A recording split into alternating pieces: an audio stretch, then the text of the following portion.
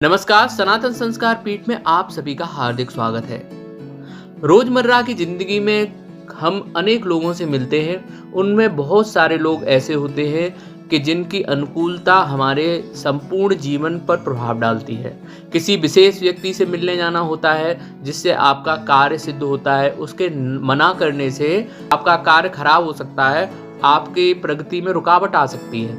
ऐसी स्थिति में आप स्वर योग से लाभ उठा सकते हैं और अनुकूल स्थिति में एक साधारण सा प्रयोग करके आपको जाना है। अनुकूल स्थिति जब स्वर चल रहा हो तभी आप मिलें, अथवा आप स्वर भी बदल सकते हैं और जैसा व्यक्ति हो, जिस कार्य से आप जा रहे हो, उस तरीके से आप स्वरों का ज्ञान करके जब आप मिलने जाएंगे किसी व्यक्ति से, तो आपको कार्य सिद्धि होगी और आपके मन के अनुरूप परिणाम उस व्यक्ति से आपको प्राप्त होने की पूर्ण आशा रहेगी और आपके कार्य सिद्ध में यह सहयोगी होगा। यदि किसी क्रोधी पुरुष के पास जाना है तो जो स्वर नहीं चल रहा है उस पैर को आगे बढ़ाकर प्रस्थान करना चाहिए। जैसे स्वर योग में आपको बताया गया था कि आपका एक समय एक ही स्वर चलता है, बायां स्वर चलेगा अथवा दाहिना स्वर चलेगा।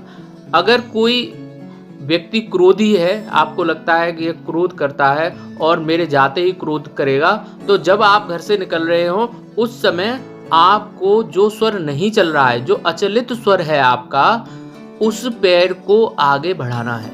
उस अचलित स्वर की ओर जब आप उससे मिलकर बात करें तो आप जब जाएं तो जब जो स्वर आपका नहीं चल रहा है उस ओर उस पुरुष या महिला को करके बातचीत करना चाहिए।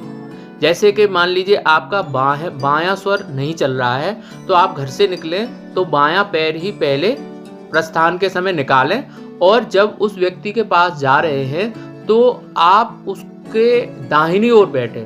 अर्थात जो क्रोधी मनुष्य जिससे आप बात करने जा रहे हैं, महिला या पुरुष कोई भी हो सकते हैं, तो उनके आप दाहिनी ओर बैठेंगे तो आपका जो स्वर नहीं चल रहा है उसकी तरफ उनका शरीर हो जाएगा।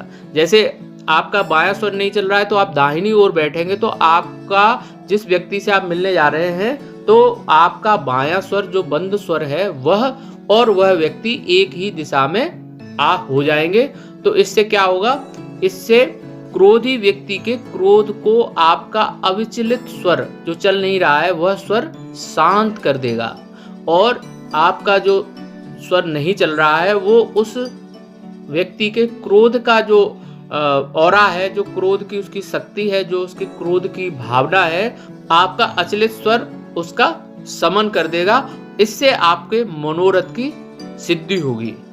गुरु, मित्र, अधिकारी, राजा, मंत्री आदि से वाम स्वर में ही वार्ता करनी चाहिए।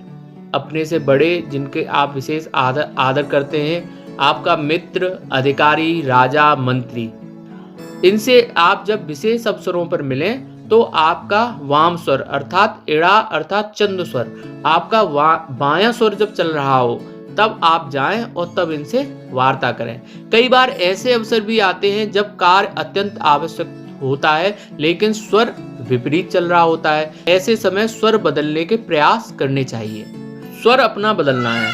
स्वर बदलने के लिए आप बड़ी सहजता से कार्य कर सकते हैं। स्वर को परिवर्तित कर अपने अनुकूल करने के लिए कुछ उपाय कर लेने चाहिए। जिस नथुने से श्वास नहीं आ रही हो उसके दूसरे नथुने को दबाकर पहले नथुने से श्वास निकालें। इस तरह कुछ ही देर में स्वर परिवर्तित हो जाएगा।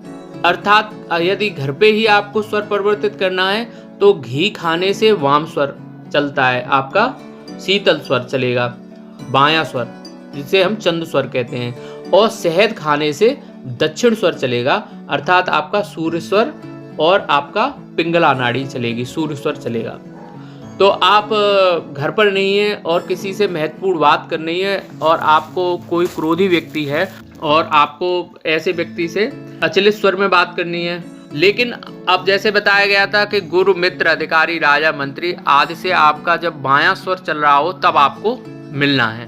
तो ऐसी स्थिति में मान लीजिए आप मिलने गए ऐसे महत्वपूर्ण व्यक्ति से और आपका दाहिना स्वर चल रहा है, तब क्या करेंगे आप, तो उस समय आप अपना स्वर बदल लेंगे। दाहिना स्वर चल रहा है और आपका बायां स्वर बंद है, तो ऐसी स्थिति में आप जो स्वर चल रहा है उससे सांस भरेंगे और अपने दूसरे स्वर, जो स्वर आपको चलाना है ना बायां, और बाएं स्वर से आप निकालेंगे। दाहिने स्वर से आप श्वास भरेंगे, उस समय अपना बायां नथुना बंद कर लेंगे, और दाहिने स्वर से श्वास भरेंगे और बाएं से निकालेंगे, दाहिने से भरेंगे और बाएं से निकालेंगे। इस प्रकार 4-6 बार आप करेंगे, वैसे ही आपका स्वर का परिवर्तन हो जाएगा और आपका बायां स्वर चलना प्रारंभ हो जाएगा।